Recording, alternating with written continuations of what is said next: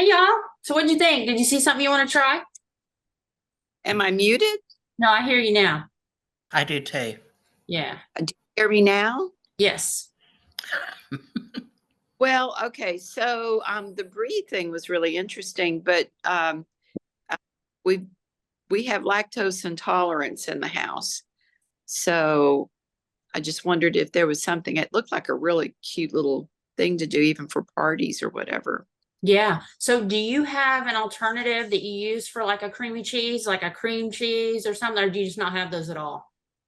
Well, sure, I can buy things that don't have lactose. So something that would be like a cream cheese substitute. Yes, That that would work because the shells are already baked. So you're just baking it in there long enough for it to get kind of melty and creamy and warm. Okay. So could like any type of jelly work on top or just Yeah. experiment? Or if Yeah. I frozen cherries, could I chop them up and put them on top? You could. Now, if you wanted it to be like more of a, like we had the fruit, the fruit compote, you can do that with cherries too. Just chop those, put them in a pan, heat them up for 5 minutes with a little bit of honey if you want, and then let them boil for about 5 minutes just to break them down a little bit so they're more like a sauce. Okay. Yeah, all Well, of that would work. so You how do I store them? I just put them in the do I need to use them then? No, you Or can store them in the fridge for 10 days, just in some kind of jar with a lid, something with a lid that's airtight in the fridge. well, after they're made, do they need to be served No, then? after they're made, you can store it and you can use it on your oatmeal, all stuff, all the things you want for 10 days. Okay. And I'll usually warm it back up. And if I was going to use a jelly, I would warm that up too. Put it in a little cup, ramekin or something, warm it up, and then pour it over. Okay. Well, good. That might solve a problem I have. Yeah, it's a nice little dessert. Right. Well, you have very good little desserts, so they're treat. Are you coming to Wellness Week this year? Or are you? Oh, I debate it until the day of. I would love to. The last time I went, my husband got sick, and so it's kind of like I've got PTSD, Mhm. like having to rush out. Yep, But bad memories. yeah, yeah. But I know God's in charge, so we'll see. I There's no reason not to unless there's no one here to keep an eye on him. Yeah. So We're gonna do a mini week too. That may be something one of y'all, any of y'all might want to do. It's a Thursday to Sunday. We call it a mini week. So if you can't come for some people can't get off for that whole Thursday to Thursday. That's a long time. right, right. I love it. It's great. I especially love your cooking. Thank you. All right. What other cooking questions y'all got? We're supposed to be Q&A. Hey Donna, I see your hand. Hey. You're muted though.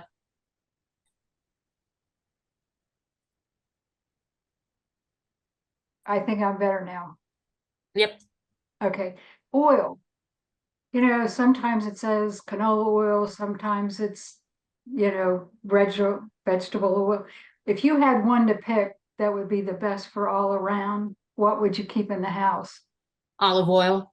Because really, the only reason to use the other kinds of oil is for high heat, like frying things. And I try not to fry things too much. So the one I would use the most is olive oil, but avocado oil is really good too. And if I'm doing a stir fry, I'll use sesame oil. That comes in a smaller bottle and it lasts a long time because I don't do stir fries all the time, but it can get really hot in a stir fry. Sesame oil is good for that. So I like sesame. It has a different flavor. I really like it in a stir fry. If you're making I have a great fried rice recipe that's not too unhealthy that I love to make with sesame oil.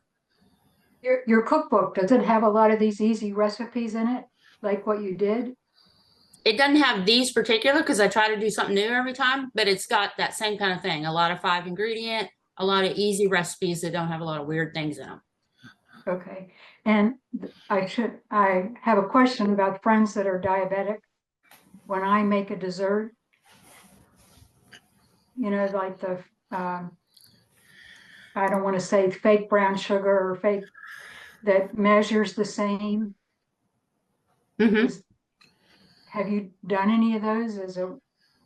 noticeable? I used to make these fruit bars all the time with the faux brown sugar, and it worked really well. So it works, but that's kind of a denser thing. Sometimes when you get into trouble is you want something that's light and fluffy, and those sugars sometimes don't work out as well as you hoped. But we have a lot of recipes in our old First Place books that use like puddings with artificial sugar and things like that, that diabetics or pre-diabetics can use a little easier. You know how they do that, a thing that's popular, I think the puddings and the flavored gelatin to make that little pie thing. Mm-hmm. You could even use that stuff in there, I guess, but you'd have to have an awful lot to use your little tarts there. Oh yeah, yeah.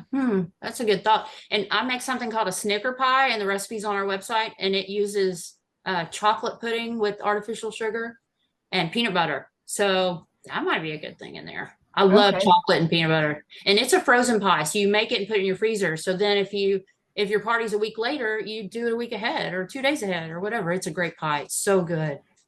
Great. Hey, Hey, Tracy. hey. Couple questions. Do you have a YouTube channel? I don't, but I have a lot of videos on the First Place for Health YouTube channel. Got So it. if you go to our Okay. channel and click nutrition, you'll see me on there. Okay. And then your cook love, you just made it look so simple and and gave some great tips. So I hadn't planned on coming to this breakout, honestly, because I'm just not a good kitchen kind of person. But with you, I feel like I could, learn to be. Yeah. And I'm wondering though, when you look like doing your food prep for the week, are you normally cooking in bulk time periods, or are you cooking daily? Or What what's I do that look like? is when I'm making something, I triple it. Like I don't spend all Sunday prepping. I do not want to do that. That is my Sunday. I'm not, or Saturday or whatever, Monday night. So if I make marinara, I'll triple it. I'll do it ×3, have it for that dinner, and then put it up in the freezer. If whatever I'm making, I look, can I make 4 of these or 3 of these? And I'll do it, and I'll freeze it or save it for the next day or use it for the next meal. So I don't spend a dedicated time prepping. I'm just kind of in that mindset where if I'm cooking, I'm going to go ahead and do my future self a favor and make my meal for further down the road. And you can freeze it. You can freeze things in freezer bags. Like if I'm making brown rice, because brown rice takes longer and quinoa takes longer than just white rice. So I'll put that in like a muffin tin. I'll put a serving in each muffin tin, put it in the freezer. And once it's frozen, take it out and put it in a freezer bag. And then you can just pull out however many you need, because brown rice takes a long time. So that's going to make your meal take longer. So I'll do things like that too. Even things like rice and stuff. So like the ravioli dish that you made, you would maybe like pre-cook all the ravioli out into portions, but the vegetable oil pesto part of it, you would just do at the time of Well, the the cool meal. thing about the ravioli recipe is I wouldn't, because ravioli takes 5 minutes to cook. So I wouldn't pre-cook those. If you get frozen ravioli or fresh ravioli, it's 5 minutes. So I wouldn't. I just Okay. take out what I need and make it on the day. And you can make that for one. You could just put a few tomatoes in there, a little bit of spinach in there, just a Mhm. smattering of oil to cook those in. So that's such an easy recipe. It's really easy to dial it up or back. Okay. They all look delicious, didn't they? They are good. Oh, the ravioli one's my favorite. I love ravioli. We get Costco ravioli, Mhm. so I can't wait to try it. Yeah. That's a good one. And you get your vegetable servings that you need, which sometimes we skip, if you're having a sandwich or something. Yeah, it's a really good one. I like it. And I have a question about your herbs. It's real dry here and hot, so I've let them kind of go, my herbs. You think if I told my husband yesterday, maybe we could just cut them back all the way? But Yes. we didn't try it yet. I do that all the time. And the thing about herbs is their purpose in life is to be cut. So the more you cut, the better, because once they start to flower and seed, then they start to die back. So you don't want them flowering. You want to keep cutting those, even if you're cutting it and throwing it away, keep cutting it. So my thyme, it's as big as a chair, it's a recliner. So I will go through and just hack that thing off, and it just comes right back. And it's super dry here. I'm in Galveston, South Texas. And I rarely ever water them. I don't water them at all, and they do fine. And rosemary is the same way. They just grow like crazy, and they are in the sun. They're in full sun all day. Put them in pots, so you almost have to water. You would think, but I don't. They take care of themselves. My husband will spray them maybe once a week, squirt a hose down there and spray them. But that's it. Okay, Yeah. that's Now, good to know. basil needs more. Basil needs a little bit of shade. And if you overwater basil, they'll get brown edges and look gross and die. So basil's temperamental.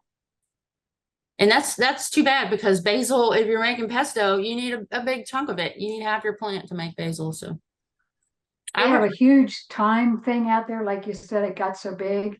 But yeah. I've been afraid to use it now. Is it still okay even though it's huge? Oh yeah, it's still okay. Yeah. I would just Yeah. cut off the bigger branches and leave kind of the new ones that are kind of down in the middle there. Leave those and use those, and just like chop off the top where it's maybe starting to flower. The leaves are huge, but they're still good. They're still good. Do you Is have that any, any breakfast? Oh, I'm sorry, go ahead. Jesse, do you have any suggestions on sage? I could give every hippie in USA my sage and still have extra. Oh yeah, sage is a good one. There's lots of It's good recipes huge. for sage. I can't think of one offhand, but it's good in your water. If you put lemons and sage in your water, that's pretty good too. You should think about that when you're thinking about herbs. Put them in your water. Maybe some cucumbers and some thyme or rosemary in your water. Gives it a great fresh flavor. It's really good. Do you have any suggestion if you have a family that is inconsistently at dinner? So one night I might have 2 people, one night I might have 4 people. Any suggestions on how to, and of course they don't give you a heads up. It's like, okay, dinner's ready. Oh, I'm not going to be here. Mm. Well, that's why I kept mentioning about your pantry. You always want to shop your pantry before you even go to the store or look at a recipe. You want to look in your pantry, look in your freezer, and kind of work around that. So I try to do recipes that are things you're probably going to have and that can be adapted up or down. So that's really all I can do, is just make a smaller portion if someone's not there. But nothing goes to waste in my house. If I have some leftovers, I'm figuring out a way to freeze them. Do they freeze well? Can I freeze this? Because I like to have a whole meal in my freezer ready to go. Or if someone's sick, I can take it to them and say, hey, here's, whatever it might be, ready to go. I'll just warm it up for such and such. So I'm a big saver on leftovers. And when I was talking about cheeses, brie is a softer cheese, goat cheese is a softer cheese, and sometimes they don't freeze as well. So you have to wrap them like super tight and put them in a freezer bag and put them in your freezer. And when you defrost it, always defrost it in your refrigerator. So if the night before you want to take that out, put it in your fridge, if you're going to make the, one of those meals that we use, the goat cheese or feta or whatever you're using. Yeah. Okay. So I try to have all that stuff in the freezer. I've got a block of mozzarella. I've got a block of cheddar, all these things I might need. I try to always have what I consider staples in my pantry so I can make something all the time. Any more cooking questions? Go for it, Donna. It's not really cooking, but bananas. How do you freeze bananas and then use them without them being wet and soggy? If you have to, I always slice them. I never put them in there just whole. I slice them so I can pull out what I need, because I use them in smoothies and stuff all the time. So I peel them and slice them and lay the slices flat in the freezer so that I can break some off. That's just what I do. thank you. Anybody else? Melanie? I have a question. I have vision challenges, and I was wondering what else can I find about meal plans? Meal plans? How to make a meal plan, or?